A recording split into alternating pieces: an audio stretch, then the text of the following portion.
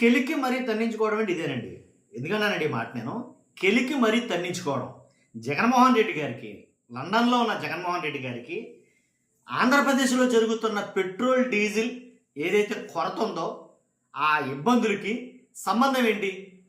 అసలు ఆయనకి దీనికి సంబంధం ఏంటి? లేదు కదా! మరెందుకు ఆయనకి దీనికి సంబంధం ఉన్నట్టు ముడేయాలని చూస్తున్నారు? కానీ దీన్నే నేను అంటాను. ఆయన మామూలుగా కామ్ అండ్ స్లోగా ఉన్నాడు ఆయన, కామ్గా ఉన్నాడు ఆయన. కామ్గా ఉన్న ఆయన్ని కెలికి మరీ తన్నించుకోవడం ఎందుకు అనేది నా అభిప్రాయం. అలా కెలికారేమో ఆయన ట్వీట్ అయితే పెట్టడం జరిగింది. ఆంధ్రప్రదేశ్లో పెట్రోల్, డీజిల్ కొరత మీద ఆయన ట్వీట్ చేయడం జరిగింది. అంతకుముందు ట్వీట్ చేయలా. గత 4-5 రోజుల నుంచి కూడా ఇబ్బంది పరిస్థితులు ఉన్నప్పటికీ ఎవరో మాట్లాడలా. కానీ అత్యుత్సాహం ప్రదర్శించి కొన్ని మీడియా ఛానళ్ళు అత్యుత్సాహం ప్రదర్శించి ఆయన అనవసరంగా అంటే వైఎస్ఆర్సీపీ పార్టీని కెలికి మరీ తనించుకున్నారేమో అని నాకైతే అనిపించింది. ఎందుకన్నానండి ఈ మాట వాస్తవం లేకపోలేదు. ఇప్పుడు అంటే అనవసరంగా ఏదో రాద్ధాంతం చేస్తారు.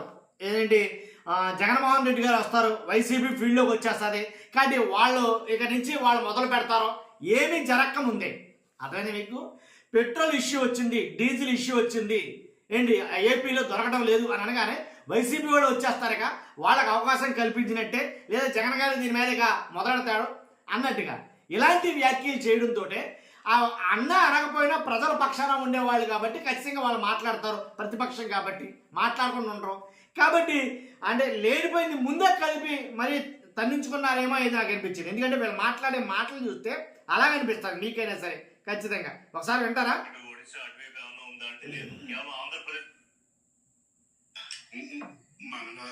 దాదాపు 4,500 పైసలు బంకుల్లో మూసివేసినట్టుగా తెలుస్తోంది. ఇప్పుడు పౌర సరఫరాల శాఖ మంత్రి ఏం చెప్తున్నారు?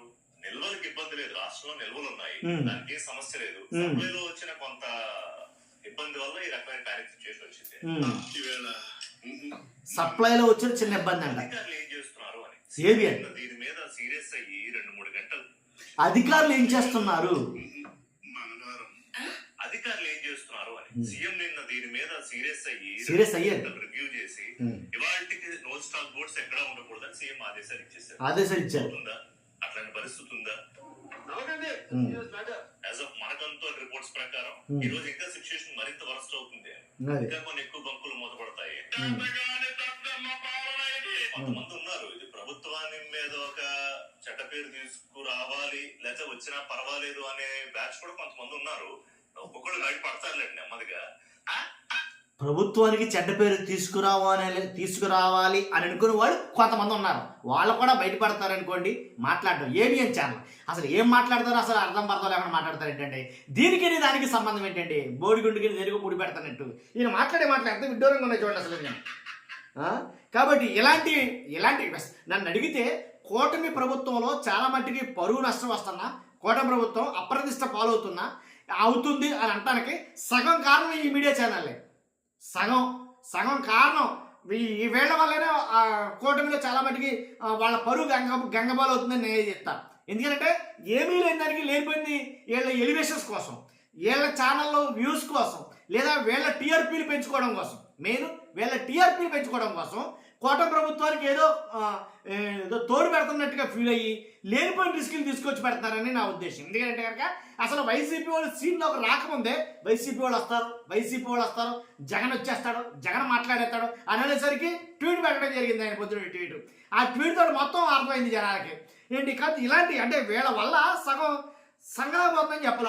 ఒక మొక్కలే చెప్పాల్సి వస్తే ఈ మీడియాల వల్లే కూటమి ప్రభుత్వంలో నన్ను అడిగితే కనుక ఆయన పెట్టిన ట్వీట్ గురించి నేను ఆల్రెడీ పొద్దున మీకు చదివాను. నేను జగన్ గారు పెట్టిన ట్వీట్ గురించి మీకు ఆల్రెడీ నేను పొద్దున చదివాను. నేను ఏం ట్వీట్ పెట్టారు ఏంటనే దాని మీద. కాబట్టి అంటే అనవసరంగా లేనిపోయింది కదిపి మరి ఎందుకు అవసరమా అనేది నాకు అనిపించింది అనమాట అది. కాబట్టి చూస్తున్న మీరు అందరూ కూడా ఏదైతే పెట్రోల్ గురించి, డీజిల్ గురించి ఏదైతే రాద్ధాంతం అయితే ఆంధ్రప్రదేశ్ జరుగుతుందో దాని నిమిత్తం వీళ్ళ ఎలివేషన్స్ కోసం, లేదా వీళ్ళ టీఆర్పీ రేటింగ్ల కోసం కూటమి ప్రభుత్వాన్ని ఇరుకుని పెడుతున్నారు అని అయితే నేను చెప్తాను ఖచ్చితంగా.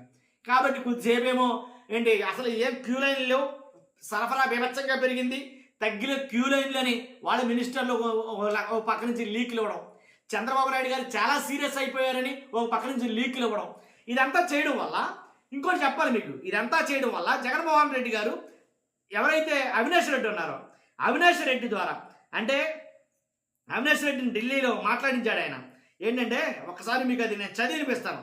అవినాష్ రెడ్డి గారు ఢిల్లీలో జరిగిన దాని గురించి ఆయన సాక్షి టీవీతో మాట్లాడింది నేను మీకు చెప్తున్నాను. కమర్షియల్ డీజిల్ను రిటైల్ అవుట్లెట్లో పట్టుకునే అవకాశం రాష్ట్ర ప్రభుత్వం ఇవ్వడం వల్ల ఈ కొరత ఏర్పడింది. Single statement. ఆంధ్రప్రదేశ్లో డీజిల్ కొరత ఎందుకు ఏర్పడింది అంటే కనుక కమర్షియల్ డీజిల్ను రిటైల్ అవుట్లెట్లో పట్టుకునే అవకాశం రాష్ట్ర ప్రభుత్వం ఇవ్వడం వల్ల ఈ కొరత ఏర్పడింది.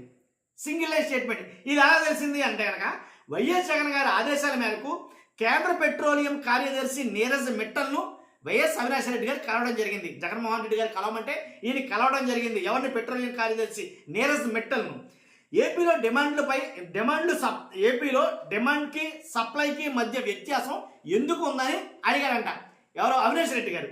అడిగితే బల్క్ డీజిల్ను సాధారణ రిటైల్ బంకుల నుంచి అమ్మండి అని AP civil supply commissioner oil కంపెనీలకు లేఖ రాశారట. అర్థమైందా మీకు? ఇది సివిల్ సప్లై కమిషనర్ బాధ్యతారాహిత్యానికి నిదర్శనం. సాధారణ బంకులో 98 రూపాయలకు లీటర్ డీజిల్ దొరుకుతుంది. కమర్షియల్ బల్క్ డీజిల్ 153 రూపాయలు దొరుకుతుంది. బల్క్ కొనుగోలుదారులకు లాభం చేసేందుకు ఈ రాష్ట్ర ప్రభుత్వం ఆదేశాలు ఇచ్చిందట. 98 రూపాయలకే సాధారణ బంకుల నుంచి వీరికి సప్లై చేయాలని రాష్ట్ర ప్రభుత్వం ఆదేశాలు ఇచ్చిందట. ఒక్కో బల్క్ బయ్యరు సుమారు 5,000 లీటర్లు తీసుకెళ్తే సాధారణ ప్రజలకు డీజిల్ ఎలా దొరుకుతుంది? సివిల్ సప్లై కమిషనర్ సర్క్యులర్ చట్ట వ్యతిరేకం. బల్క్ బయ్యర్ల డీజిల్ కొనుగోలు చేసే వ్యవస్థ వేరేగా ఉంది. వెంటనే సర్క్యులర్లను ఉపసంహరించుకోవాలని కేంద్ర ప్రభుత్వం రాష్ట్ర ప్రభుత్వ ప్రధాన కార్యదర్శికి లేఖ రాసింది. చంద్రబాబు రివ్యూ పేరుతో ఆయిల్ కంపెనీలపై తీవ్ర ఆగ్రహం అని లీకులు ఇస్తున్నారు. ఈ సమస్యకు రాష్ట్ర ప్రభుత్వానికి సంబంధం లేదని చంద్రబాబు చెప్పుకునే ప్రయత్నం చేస్తున్నారు. ఈ సమస్యకు ఏపీ రాష్ట్ర ప్రభుత్వమే కారణమని కేంద్ర ప్రభుత్వం చెప్పింది. అర్థమైంది ఇక్కడ? ఇష్టారాజ్యంగా ఏపీ ప్రభుత్వం సర్క్యులర్లు ఇచ్చింది. సాధారణ ప్రజలు డీజిల్ పట్టుకునే చోట కమర్షియల్ వారికి ఎలా అవకాశం ఇస్తారు? కమర్షియల్ డీజిల్ను రిటైల్ అవుట్లెట్లో పట్టుకునే అవకాశం ఇవ్వడం వల్లే ఈ కొరత ఏర్పడింది. పొరుగు రాష్ట్రాల్లో ఈ సమస్య లేనే లేదు. డీజిల్ కొరత వల్ల అన్ని వర్గాల ప్రజలు తీవ్ర ఇబ్బందులు పడుతున్నారు. రాష్ట్ర ప్రభుత్వం వెంటనే సర్క్యులర్ ఉపసంహరించుకోవాలి. రాష్ట్ర ప్రభుత్వం కళ్ళు తెరిచి పరిస్థితిని సరిదిద్దాలి. కేంద్ర ప్రభుత్వం కూడా 2-3 రోజుల్లో పరిస్థితి చక్కదిద్దుతామని చెబుతుంది. ఇది వాస్తవ పరిస్థితి. ఇది అవినాష్ రెడ్డి గారు చెప్తున్నటువంటి మాటలు. కాబట్టి ఇలాంటి జరుగుతుంది ఆంధ్రప్రదేశ్లో. మీ అభిప్రాయం కామెంట్ రూపంలో తెలియజేయండి. ఫస్ట్ అయితే లైక్ చేయండి. Thank you very much.